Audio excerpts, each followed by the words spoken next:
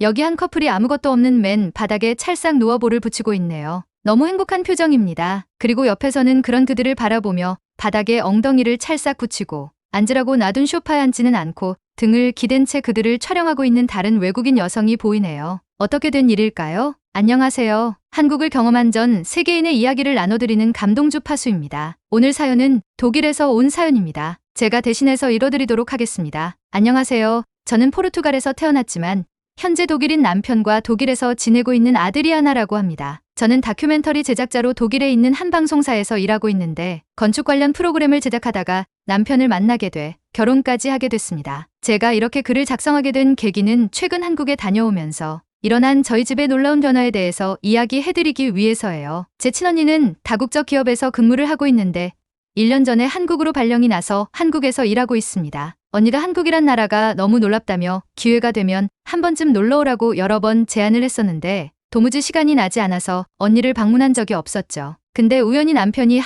한국건축사무소에서 의뢰를 받게 돼 남편이 출장으로 한국에 방문하게 됐다고 해서 겸사겸사 저도 휴가를 써서 한국에 방문하기로 결심했습니다. 저와 남편 모두 한국은 처음 방문하는 거였죠. 가끔 언니와 SNS로 소통할 때 한국의 풍경이나 사진 등을 전달받아 예쁘다는 생각을 해본 적은 있었고 언니가 독일과는 다른 한국의 문화를 이야기해줄 때 신기하다고 생각했었는데 막상 제가 한국에 직접 한다고 하니 뭔가 실감이 나지 않았죠. 그래도 몇 년 만에 언니를 만날 생각에 저도 모르게 설렜습니다. 남편은 한국의 의뢰인에게 보여줄 포트폴리오를 준비하느라 여행의 설렘을 느낄 여유는 없어 보였죠. 저는 한국에 있는 언니만 믿고 여행 계획은 하나도 세우지 않고 여행 당일에 남편과 제 짐을 실은 캐리어와 혹시 모를 업무를 대비해 노트북만 가지고 비행기에 올랐습니다. 한국에 도착하자마자 남편은 급한 업무 연락을 받느라고 정신이 없었어요. 카페에 앉아서 급하게 일을 처리하던 중에 언니는 저희에게 차를 세워뒀으니 빨리 나오라고 전화를 걸었죠. 남편은 급하게 일을 마무리하고 노트북을 챙겼고 저는 나머지 짐을 챙긴 채 언니의 차에 올랐습니다. 그리고 저희는 언니의 집에 향하던 중이었죠. 순간 남편이 큰 소리로 독일어 욕을 내뱉었습니다. 너무 놀란 저는 남편에게 무슨 일이냐고 물었죠.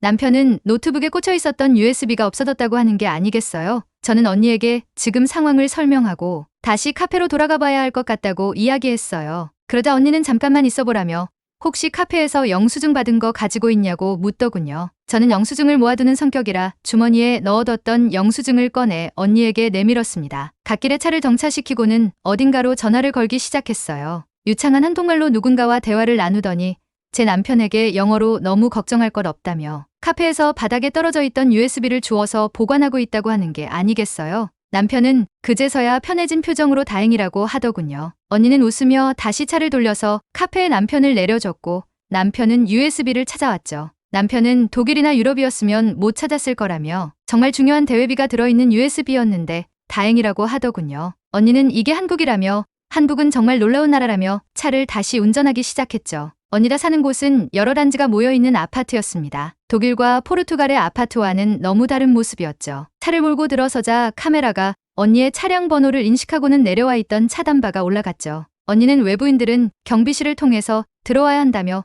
보안이 철저한 아파트라고 설명해 주더군요. 저와 남편은 아파트도 이렇게 보안이 좋을 수 있다는 걸 처음 알았어요. 보통 유럽에서는 대단지 아파트는 저소득층이 거주하는 경우들이 많아서 범죄에 취약하다는 생각을 갖고 있는 편이었기 때문이죠. 언니는 도어락으로 편하게 자신의 집 문을 열었어요. 언니는 자신의 집에서는 신발을 벗고 들어와야 한다며 자신이 먼저 신발을 벗고 집으로 들어섰습니다. 저와 남편 모두 약간은 어색했지만 신발을 벗고 언니의 집으로 들어섰죠. 언니네 집은 카펫도 깔려있지 않은 상태였죠. 저는 이제 발바닥에 와닿을 차가운 바닥의 감촉을 생각하며 발을 뻗었습니다. 하지만 이게 웬일이죠? 뭔지는 모르겠지만 바닥이 너무 따뜻하더군요. 남편 역시 신기하다는 생각을 했는지 바닥이 왜 따뜻하냐고 언니에게 물었죠. 언니는 웃으면서 한국의 온돌 시스템 때문에 한국에서는 겨울철에 바닥을 따뜻하게 할 수 있다고 하는 게 아니겠어요? 그러고 보니 집 안은 밖과는 달리 훈훈한 기운을 품고 있었어요. 유럽은 겨울철 추위를 방지하기 위해서 카펫을 깔아두고 라디에이터에 의존해 생활을 하는데 한국은 카펫도 없이 이렇게 따뜻하게 겨울을 보낼 수 있다니 정말 신기했죠. 언니는 저희를 데리고 무슨 기계 앞에 섰어요. 그러면서 이걸 조절하면 설정한 시간에 온돌이 작동되게 할 수 있고 온도도 조절이 가능하다고 말하는 게 아니겠어요? 그러면서 이건 아주 옛날부터 내려오던 한국 선조들의 지혜라며 나도 처음에 경험했을 때 너무 놀랐다고 이야기했죠.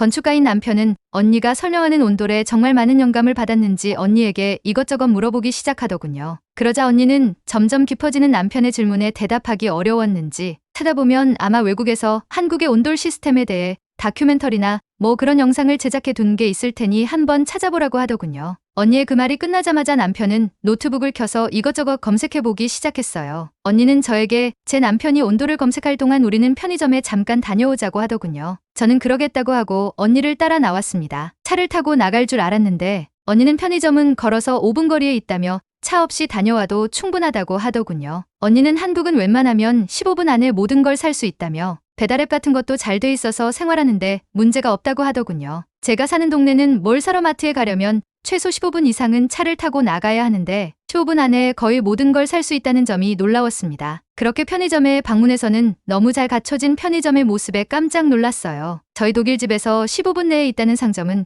그냥 굉장히 유명한 제품들과 누구나 사용할 수 있는 무난한 제품 몇 개씩 가져다 놓고 파는 그런 아주 작은 상점이라 그 정도일 거라고 생각했거든요. 하지만 한국의 편의점은 상당히 넓고 깔끔하기도 하고 상당히 다양한 종류의 제품들이 보기 좋게 진열돼 있더군요. 제 입에서는 정말 저절로 와우라는 단어가 튀어나왔어요. 언니는 그런 저를 보더니 집에서 먹을 맥주와 간식거리를 좀 사서 들어가자며 세면도구는 가져왔냐고 물었죠. 저는 칫솔을 가져오지 않았다는 걸 깨달았죠. 그러자 언니는 세면도구 세트를 바구니에 넣고는 맥주 코너로 이동했어요. 맥주 코너에는 정말 다양한 나라의 맥주들이 많더군요. 독일에서 자주 먹던 맥주가 한국 편의점에 있는 걸 보고 정말 신기했어요. 제가 좋아하지만 독일에서 보기가 힘들어 자주 먹지 못하던 벨기에 맥주도 있더군요. 저는 언니와 편의점에서 쇼핑을 하고 집으로 돌아왔습니다. 그때까지도 남편은 온돌에 대해 자료를 조사하고 있더군요. 남편은 저와 언니가 들고 있던 짐을 옮겨주고는 온돌이라는 건 정말 흥미롭다며 독일에서 새로 건물을 지을 때 활용해봐도 좋을 것 같다고 이야기하는 게 아니겠어요? 언니는 좋은 생각이네요.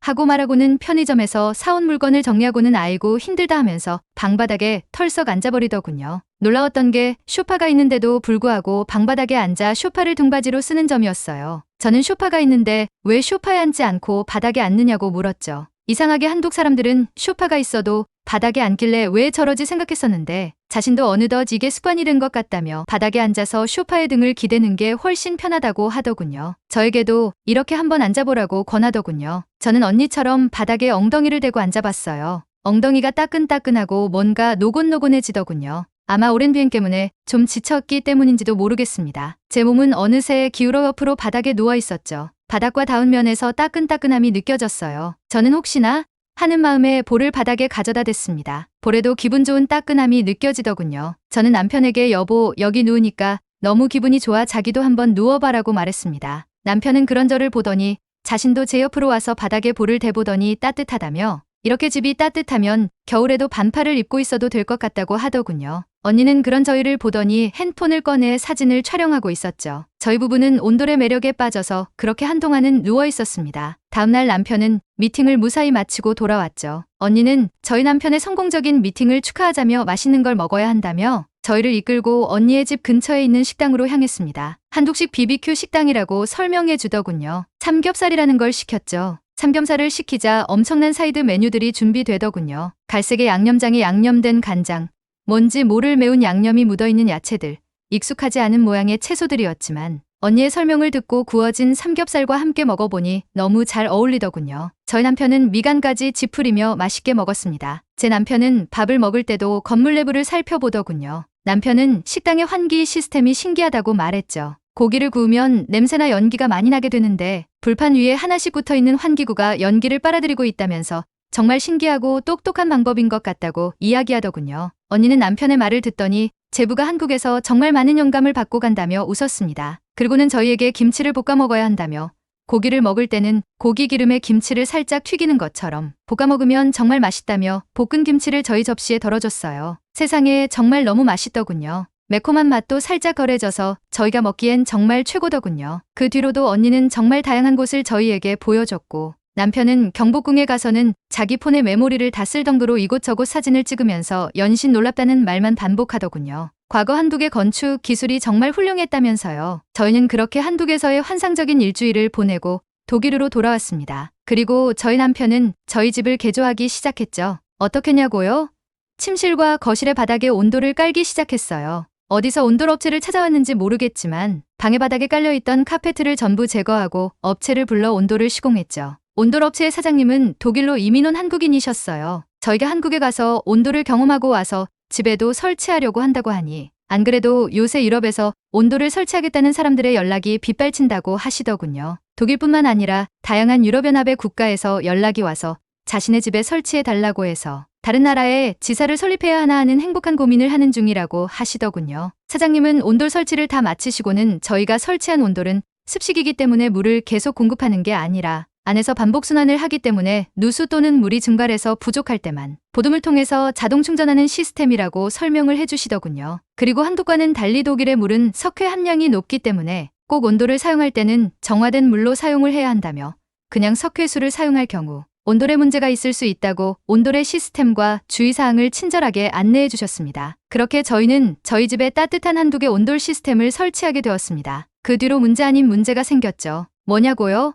바로 겨울철만 되면 저희 집이 홈파티 장소가 됐다는 이야기죠. 평소 가족들이 함께 모이거나 할 때면 시부모님 댁에서 모였었는데 이제는 온돌이 깔려있는 저희 거실에서 가족들이 함께 모이게 됐죠. 가끔 모이는 남편의 고등학교 친구들도 이제 겨울철만 되면 저희 집에서 모이려고 하고 있어요. 문제라고 표현하기는 했지만 그래도 저희 집을 통해서 저희 언니가 사랑하는 한국의 좋은 온돌 문화를 알릴 수 있어 저 역시 기분 좋게 저희 집을 모임 장소로 제공하고 있답니다. 하고 사연 보내주셨네요. 오늘은 국제결혼을 한 아드리아나 씨의 사연을 전해드렸습니다. 포르투갈인인 아드리아나 씨에게도 그리고 독일인인 그녀의 남편분께도 한국의 온돌 문화는 정말 신기한 경험이었던 것 같습니다. 얼마나 온돌이 만족스러우셨으면 독일로 돌아가자마자 집에 온돌을 설치할 생각을 하셨을까요? 너무나 당연해서 소중함을 모르고 있었던 우리의 전통적인 온돌 시스템. 다시 한번 소중함을 깨닫게 되었습니다. 다들 추운 겨울 따뜻하게 방에 불 올려두시고 노곤노곤하게 따뜻하게 보내시길 바라겠습니다. 오늘의 감동 주파수 사연은 여기까지입니다. 사연이 마음에 드셨다면 좋아요와 구독, 그리고 소중한 사람들과 함께 이야기를 나눠보세요. 끝까지 시청해주셔서 대단히 감사합니다.